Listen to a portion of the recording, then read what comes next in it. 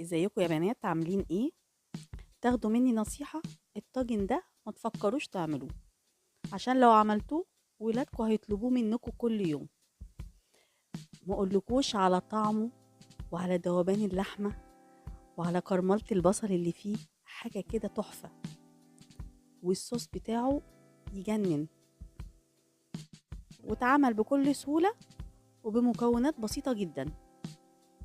تعالوا بقى اقولكم عملنا العظمة دي ازاي. هنا جبت طاسة وحطيت مكعب كده زبدة حلو أو معلقة كبيرة كده زبدة، وعليهم 3 معالق كبار زيت. ونزلت بقى باللحمة، أي قطعية لحمة عندك، يعني مش هنقول من حتة معينة.